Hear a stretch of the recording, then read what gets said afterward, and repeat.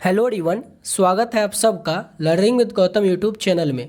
तो आज की इस वीडियो में हम करने वाले हैं बीपीएससी शिक्षक भर्ती के लिए म्यूजिक के यानी कि संगीत के महत्वपूर्ण प्रश्न को, जो कि आपके आने वाले एग्जाम के लिए काफ़ी ज़्यादा इंपॉर्टेंट प्रश्न रहने वाला है। तो आप लोग वीडियो को अच्छे से ध्यानपूर्वक और लास्ट तक जरूर देखिएगा। तो चलिए शुरू कर लेते हैं फर्स्ट क्वेश्चन से।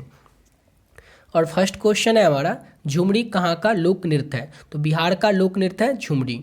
नेक्स्ट है, लावनी कहाँ का लोकप्रिय गीत है? तो महाराष्ट्र का लावनी जो है ये लोकप्रिय गीत है। अगला है, पंडित रामचंद्र मलिक किस विधा के लिए जाने जाते हैं? तो ध्रुपद विधा के लिए जाने जाते हैं पंडित रामचंद्र मलिक। नेक्स्ट प्रश्न है हमारा, नाट्य शास्त्र के लेखक कौन है? तो भरत मुनि जो है वो नाट्य शास्त्र के लेखक हैं। अगला प्रश्न है हमारा, नवावड़म कृति तथा पंचलिंग स्थल कृति की रचना किसने की है? यानी कि नवावड़म कृति जो है और पंचलिंग स्थल कृति, इसके रचनाकार कौन है? तो मुत्तुस्वामी दीक्षितर है। नेक्स्ट है हमारा प्रश्न, बाबुल मोड़ा नैहर छूटे जाए, ये जो ठुमरी है ये किसके द्वारा रचित है? किसके द्वारा लिखा गया ये? तो वाजिद अली शाह के द्वारा लिखा गया है बाबुल मोड़ा नैहर छूटे जाए ठुमरी। अगला है, हाथरस संगीत कार्यालय के प्रतिष्ठाता कौन थे? तो प्रभुलाल गर्ग थे। नेक्स्ट है हमारा, डॉक्टर गोपीनाथ स्वामी किस विधा हेतु जाने जाते हैं? तो बीना वादक हेतु, यहाँ पर बेला बीना होगा। नेक्स्ट अगला प्रश्न करते हैं और अगला प्रश्न है हमारा, भारत का संगीत सिद्धांत तथा संगीत चिंतामणि जैसे ग्रंथों की रचना किसने की है? ये जो संगीत सिद्धांत है और संगीत चिंतामणि है तो ये क्या है? तो एक ग्रंथ है। और इन ग्रंथों की रचना किसने की है? इसके रचनाकार कौन है? तो डॉक्टर कैलाश चंद्र देव बृहस्पति। डॉक्टर कैलाश चंद्र देव बृहस्पति जो है ये संगीत सिद्धांत तथा संगीत चिंतामणि जैसे ग्रंथ के रचनाकार हैं। अगला है, गिरजा देवी का जन्म कहाँ हुआ था? तो काशी में जन्म हुआ था गिरजा देवी का। नेक्स्ट है, लक्ष्मी शंकर पंडित ने किस घराने से शिक्षा प्राप्त की थी? तो पटियाला घराने से शिक्षा प्राप्त की थी लक्ष्मी शंकर पंडित ने।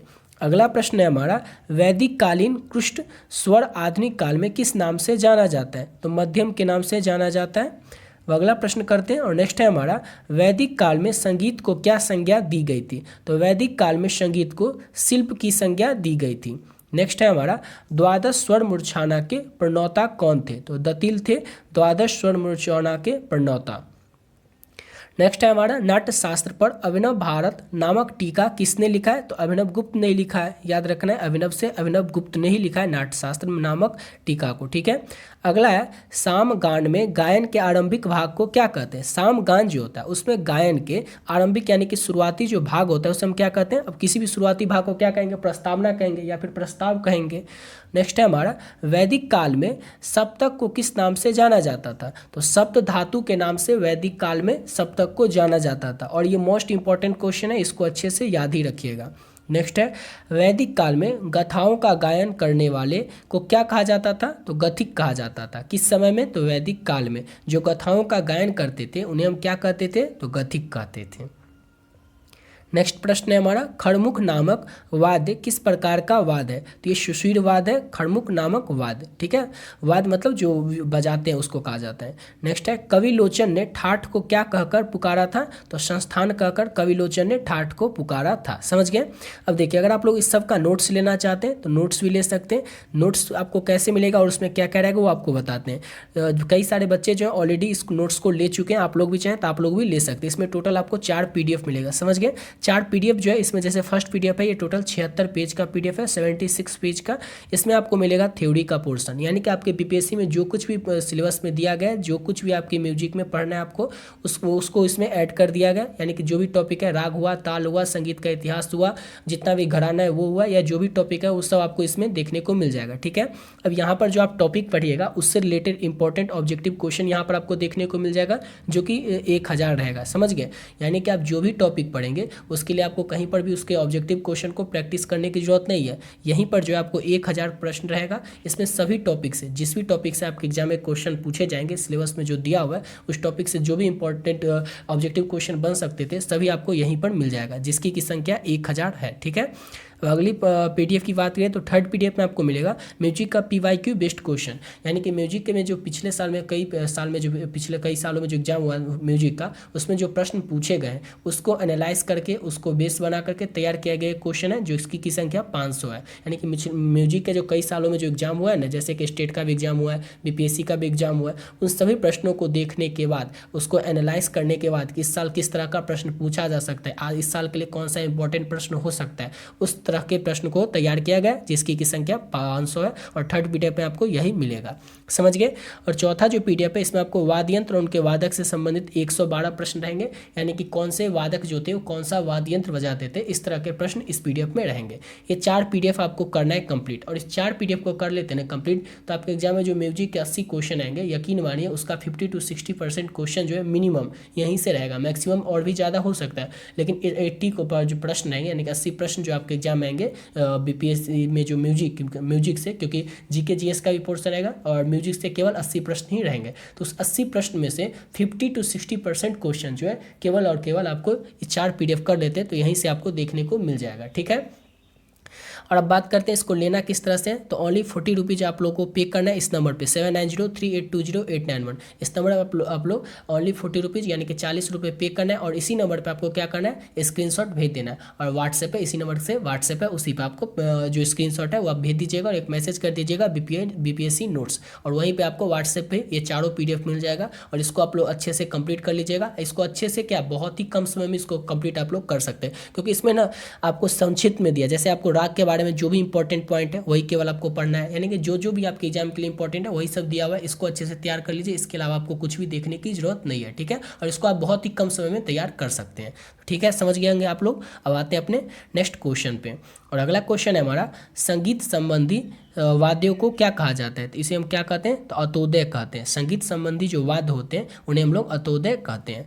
नेक्स्ट है किस संगीतज्ञ की वंश परंपरा हुसैनी घराना की कहलाई, तो तानसेन की, और तानसेन की पत्नी का नाम भी क्या था, तो हुसैनी ही था। नेक्स्ट है कैलीमाल ग्रंथ के रचनाकार कौन थे, तो स्वामी हरिदास जो है वो कैलीमाल ग्रंथ के रचनाकार थे, समझ गए। अगला है हमारा ध्रुपद गायन के आविष्कारक कौन थे, तो मानसिंह तोमर जो है ये ध्रुपद गायन के आविष्कारक थे। अगला है हमारा अमीर खुसरो के गुरु कौन थे, तो निजामुद्दीन औलिया जो है ये अमीर खुसरो के गुरु थे। ललित कला अकादमी की स्थापना कब हुई थी, तो 5 अगस्त 1954 में ललित कला अकादमी की स्थापना की गई थी। जौनपुरी, तोड़ी तथा आसावरी और 12 प्रकार के श्याम रागों के रचयिता कौन है, तो सुल्तान हुसैनी सरकी जो है ये जौनपुरी, तोड़ी तथा आसावरी और 12 प्रकार के श्याम रागों के रचयिता हैं। अगला प्रश्न है हमारा मियाँ की तोड़ी, मियाँ की सारंग, मियाँ की मल्हार आदि रागों के रचनाकार कौन है, तानसेन है, और ये मोस्ट इंपॉर्टेंट क्वेश्चन है, इसको अच्छे से याद रखिएगा। मियाँ की तोड़ी, मियाँ की मल्हार, मियाँ की सारंग, इन तीनों, यानी इसके अलावा भी और भी कई सारे राग हैं, या फिर आपको पूछा जाएगा केवल ये 3 इस तरह से रहेगा, या फिर रहेगा आदि रागों के रचनाकार कौन है, तो ऑप्शन में जो भी नाम दिया रहे, लेकिन आपको याद रखना है तानसेन ही। अगला प्रश्न है राग मड़वा का समप्रकृति राग क्या है, तो पूरिया है राग मड़वा का समप्रकृति राग। राग देशकार का गायन समय क्या है, तो दिन का दूसरा पहर जो है ये राग देशकर का गायन समय है। राग देशकर का वादी स्वर क्या होता है, तो घ होता है। संवादी इसका क्या होता है, तो ग होता है, याद रखना है। राग देशकर का वादी स्वर घ और संवादी ग। राग देशकर की जाति औंडव औंडव होती है, जिसमें कि वर्जित म और नी होता है, समझ गए। अब अगला प्रश्न है राग देशकर किस ठाट से जनित राग है, तो बिलावल से जनित राग है राग देशकर। राग देशकर के न्यास स्वर कौन है, तो पौ, ध और सा है। राग देशकर संप्रकृति राग क्या है, तो राग देशकर का संप्रकृति राग जो है वो भूपाली है। अगला प्रश्न है हमारा राग बहार का संप्रकृति राग क्या है, तो राग बहार जो है इसका संप्रकृति राग जो है वो मियाँ मल्हार है। राग बहार का वादी स्वर क्या होता है, तो म होता है, और राग बहार का संवादी स्वर सा होता है। राग बहार में गंधार का कौन सा रूप प्रयोग होता है, तो दोनों होता है, गौ तथा नी दोनों के रूप में प्रयोग होता है राग बहार में गंधार। याद रखिएगा राग बहार में गंधार का कौन से रूप में प्रयोग होता है, तो दोनों रूप में होता है, गौ तथा नी के रूप में। राग बहार का गायन समय क्या होता है, तो मध्य रात्रि का होता है राग बहार का गाने का समय, समझ गए। उसके बाद राग बहार की जाति क्या है, तो षण्डव षण्डव जाति है, इसके आरोह में रे वर्जित है और अवरोह में ध वर्जित है। याद रखिएगा राग बहार के बारे में ये बातें। नेक्स्ट है हमारा राग बहार के न्यास स्वर क्या है, तो सा, म और प, ये जो है ये राग बहार के न्यास स्वर है। राग भैरव का वादी स्वर क्या होता है, तो ध होता है, और राग भैरव का संवादी स्वर रे होता है। अगला है राग भैरव का गायन समय क्या होता है, तो प्रातः काल का यानी सुबह 4 बजे से लेकर के 7 बजे तक राग भैरव का गाने का समय होता है। राग भैरव जो है ये अत्यंत ही गंभीर प्रकृति का राग है। राग भैरव की जाति क्या होती है, तो संपूर्ण जाति होती है राग भैरव की। राग भैरव का सम प्रकृति राग क्या है, तो कलिंगड़ा और रामकली जो है ये राग भैरव का सम प्रकृति राग है। नेक्स्ट है हमारा राग भीम पलासी का वादी स्वर क्या होता है, तो म होता है, और राग भीम पलासी का संवादी स्वर सा होता है। राग भीम पलासी का गायन समय क्या है, तो दिन का जो तीसरा पहर है ये राग भीम पलासी का गाने का समय है। अगला है राग भीम पलासी की जाति क्या होती है, तो औंडव संपूर्ण जाति का होता है राग भीम पलासी। इसका आरोह में रे व ध्य जो है वर्जित होता है और अवरोह में सभी स्वर होते हैं। राग भीम पलासी में कौन से स्वर कोमल लगते हैं, तो गौ और नी जो है ये राग भीम पलासी में क्या लगते हैं, तो कोमल लगते हैं। नेक्स्ट है राग भीम पलासी का सम प्रकृति राग क्या होता है, तो राग बागेश्वरी जो है राग भीम पलासी का सम प्रकृति राग होता है। राग पूर्वी का गायन समय क्या होता है, तो संध्या काल यानी कि सायंकाल जो होता है ये राग पूर्वी का गायन समय होता है। राग पूर्वी का संप्रकृति राग क्या होता है, तो प्रज पूर्वा धनाश्री ये जो है राग पूर्वी का संप्रकृति राग होता है। अगला है राग पूर्वी का वादी स्वर क्या होता है, तो गौ होता है, और राग पूर्वी का संवादी स्वर नी होता है। राग पूर्वी की जाति क्या होती है, तो संपूर्ण जाति का होता है राग पूर्वी। राग दुर्गा किस ठाट से जनित राग है, तो बिलावल से जनित राग है राग दुर्गा। राग दुर्गा की जाति क्या है, तो औंडव जाति का है राग दुर्गा। नेक्स्ट है हमारा राग दुर्गा किस पहर का राग है, तो रात्रि के दूसरे पहर में गाया और बजाया जाने वाला राग है राग दुर्गा। राग दुर्गा का संवादी स्वर क्या होता है, तो रे होता है, और राग दुर्गा का वादी स्वर क्या होता है, तो ध होता है। सबका आपको वादी और संवादी अच्छे तरीके से याद रखना है, ठीक है। नेक्स्ट है राग दुर्गा में कौन से स्वर वर्जित होते हैं, तो गौ और नी जो है ये स्वर वर्जित होते हैं राग दुर्गा में। राग दुर्गा का सम प्रकृति राग क्या है, तो जलधर और केदार जो है राग दुर्गा का सम प्रकृति राग है, ठीक है। इसी के साथ वीडियो में पे कंप्लीट करते हैं। आशा करता हूँ आप लोग को वीडियो अच्छा लगा होगा। मिलते हैं नेक्स्ट वीडियो में नए वीडियो के साथ।